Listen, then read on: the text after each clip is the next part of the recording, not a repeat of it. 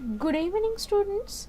Today I will continue with the next part of that discussion of current electricity. Okay, so in already I think you got the PDF.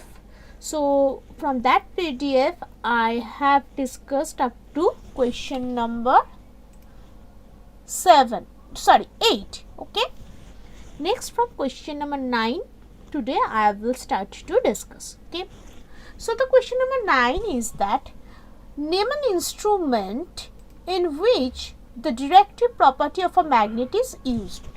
Okay, so the answer is basically the compass needle is the instrument where directive property of magnet is used. Okay, in the next question, that is question number 10, the question is saying that what will you do if you see a person coming in contact with a live wire? Okay, so what you will do, basically you will provide some shelters which is basically the non-conductor, that is like wood or plastic or something like this. Okay, next question is that explain why two magnetic lines of force do not intersect. Okay, so what is magnetic lines of force? Already we know that from the in a magnet from north pole to south pole, the magnetic line fields are being, what I can say, the magnetic fields are wound around from north pole to south pole for the magnet, and this magnetic field is denoted as the line which is called the magnetic lines of force, and these two magnetic lines of force never intersect each other. Now coming to the reason why they don't intersect each other. In general, if I draw, it is the magnet, that is north pole and south pole, from north through south like this, the magnetic lines of force are moving, right?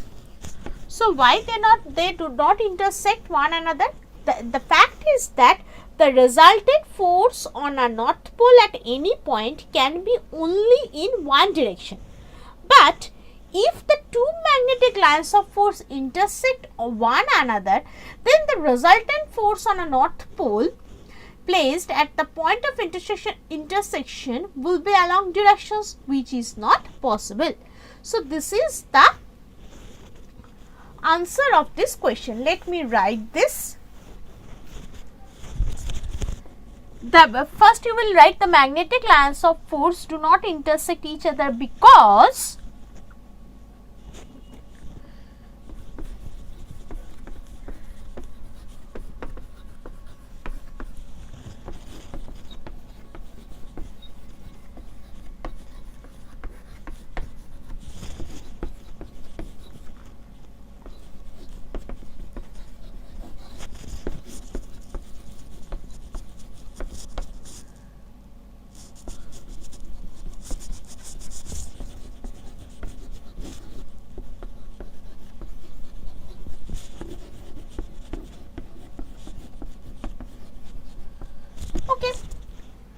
if two magnetic lines of force intersect one another,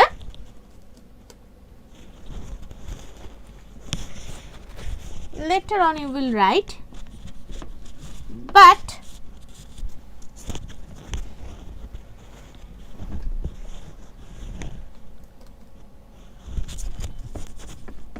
if two lines of force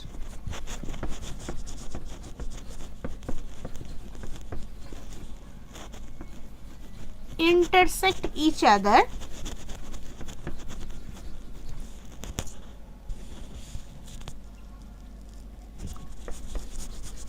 the resultant force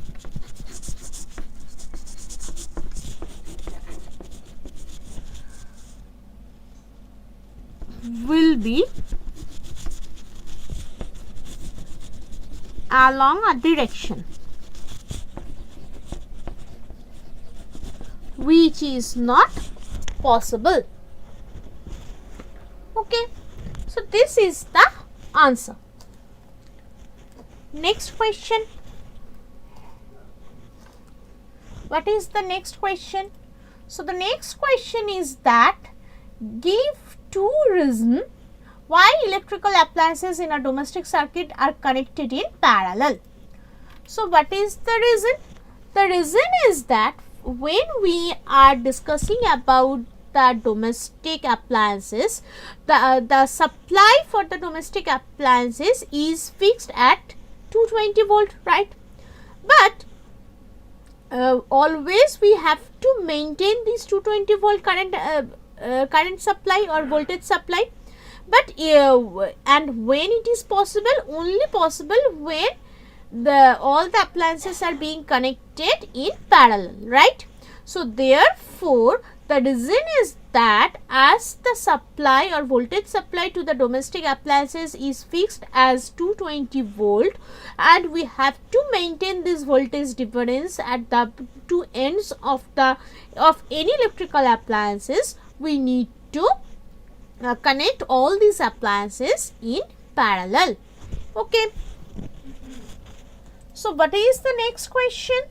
So the next question is that is question number 13. Why is the fuse wire made of a tin lead alloy and not copper? Why?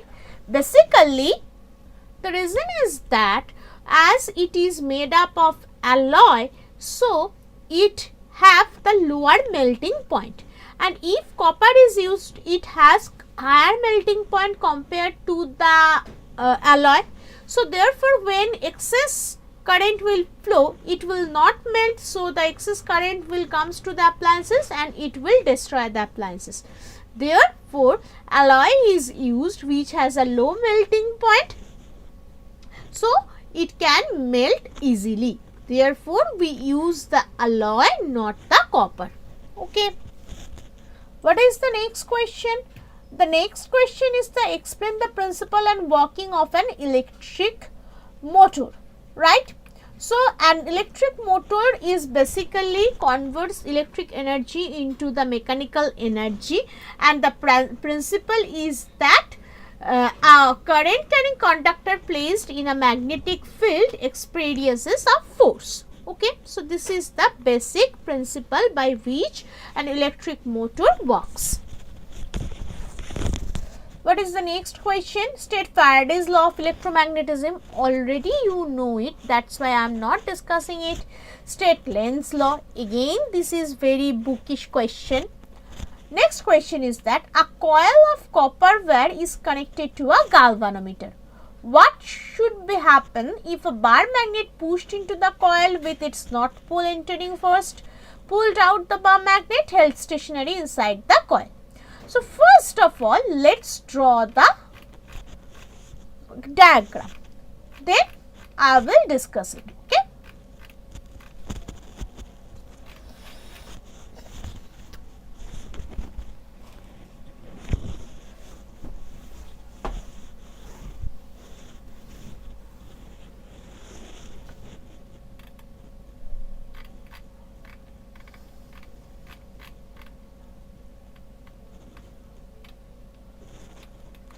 Okay. So suppose it is the coil and a galvanometer is being connected, right? So when we pushed here from this coil, if a bar magnet of north pole is being pushed here, then what will happen? A deflection in the galvanometer is observed due to the induced current because the changing of the magnetic flux through the turns of the coil connected to the galvanometer. Which means when this magnet is moving through this coil, it is an induced current is produced as it is moving, so therefore the magnetic flux is also changing. Therefore, there is a deflection in the galvanometer. Now, what is the next question? Pulled out of the bar magnet. A deflection is again observed in the galvanometer, as when it is pulled out, the flux linked with the coil due to the bar magnet decreases. Hence, a current flows in the coil to reduce the change in flux. the deflection can be observed in the opposite direction. So, if in the previous case, if the deflection of the galvanometer is this direction, for the next case the deflection will be in the opposite direction. Okay. And if held stationary inside the coil, so there will be no change in the deflection, as because there is no motion in the magnet. So, therefore, no change in magnetic flux. So, no induced current is produced. So, no deflection of the galvanometer. Okay, hopefully it is clear. So, next question is that explain what is short circuiting and overloading in an electric supply. So, what is short circuiting? A short circuiting is basically when neutral wire and live wire touches each other, that is called the short circuiting. Okay. And overloading, what is overloading? Overloading is basically the thing when excess amount of current suddenly flows through the circuit, that is basically the overloading. Okay, what is the next question? Next question, imagine that you were sitting in a chamber with your back to one wall, an electron beam moving horizontally from back wall towards the front wall. Okay, is deflected by a strong magnetic field to your right side. What is the direction of the magnetic field? Okay, so basically, in which direction it will deviated, in which direction the magnetic field? Basically, the magnetic field will be vertically downward. Okay. And what is the next question? The next question is state Maxwell's screw rule for electric current. So, if suppose it is the conductor and current is moving in this direction, then if the thumb is representing the direction of the current, the other fingers will show the direction of the magnetic field. So, if I consider this is the conducting wire, current is flowing in this direction. If I hold this like this, so the magnetic field will be in this direction. If I change this, so magnetic field will change in this direction. So, like this way, Maxwell corkscrew rule is helping us to understand or to find out the direction of the magnetic field. Okay. Hopefully, it is clear to all. And I have already provided the PDF in the previous video. So, please listen to this carefully. Okay. Thank you.